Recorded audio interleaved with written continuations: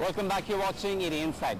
Okay, so the dream of owning an affordable house is coming true for thousands of Indians. In fact, at last count, there were more than 50,000 affordable homes under construction. But the question is, how are developers able to afford such low-priced houses? And is their business model viable at all? Asha Gopalakrishnan has the answers. This may not be everyone's idea of the perfect home, but it's a dream come true for 35-year-old Lakshmi Narayan, who for the past 5 years has been looking to buy a house ranging between 12 and 15 lakh rupees.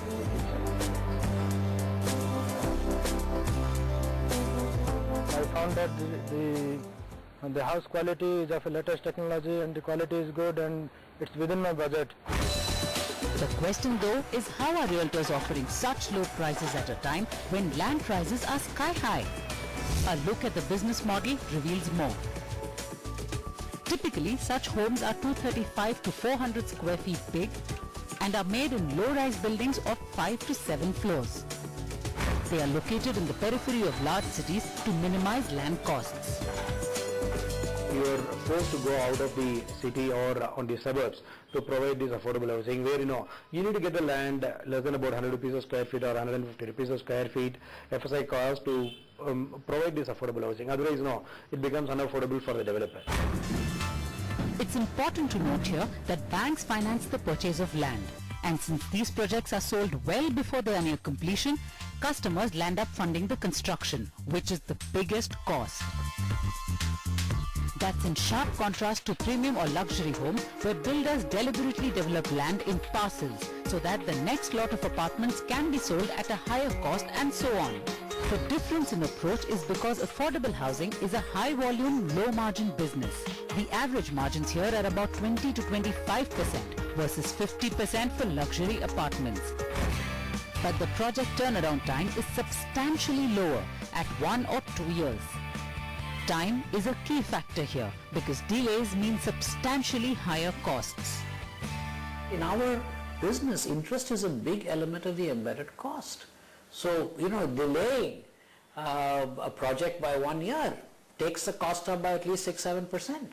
Is that what you want to do? And instead of a flat going at 5 lakhs, it will go at 5 lakh 35 or 5 lakh 50. Is that what you want to do to the end customer? I mean, the idea that delay has no cost is absurd. Delay has a major cost, not just interest cost, but much more than that. We are looking at the contractual arrangements which can reduce cost. For example, we mobilize a certain amount of money upfront to ensure that the cement, the variations in critical things like production of bricks or delivery of cement or steel, those prices when they vary, they don't hit us.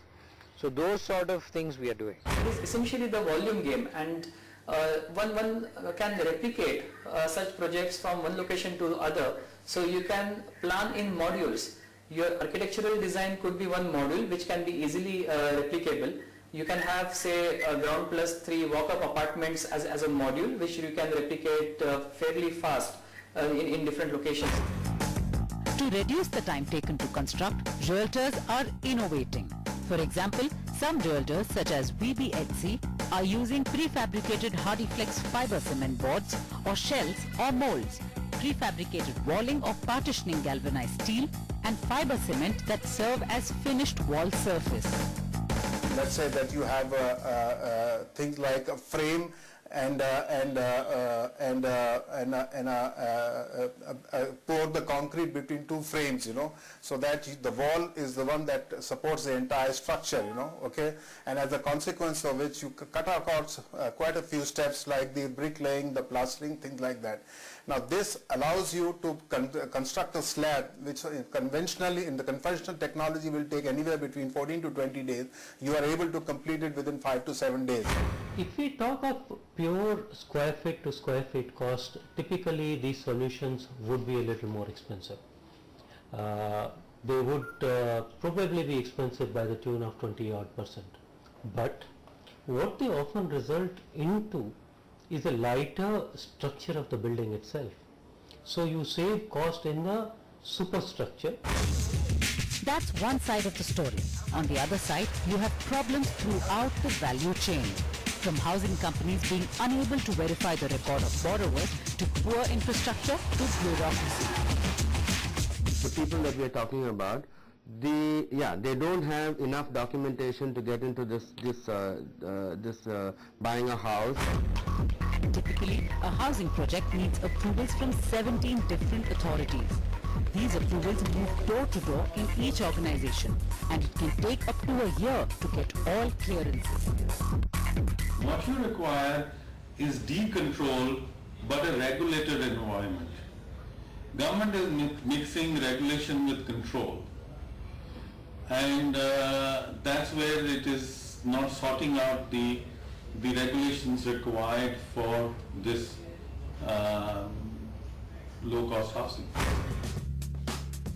Globally, realtors get into joint ventures with local authorities for keeping projects on track. Indian realtors are now looking to do something similar. Many of them are opting for PPPs or public-private partnerships or cross-subsidizing low-cost projects with commercial, luxury and premium ones. To be fair, affordable housing is still quite nascent and barely 2 years old. But it's a segment that is growing at a scorching pace. As more projects come up, there will be more efficiency in the system. And who knows, this might just be the winning idea to address India's big urban housing shortage. Indeed it could. Ashish Karamchandani of Monitor Inclusive Markets joins us after the short break to discuss that and more. We'll be right back. Don't go away.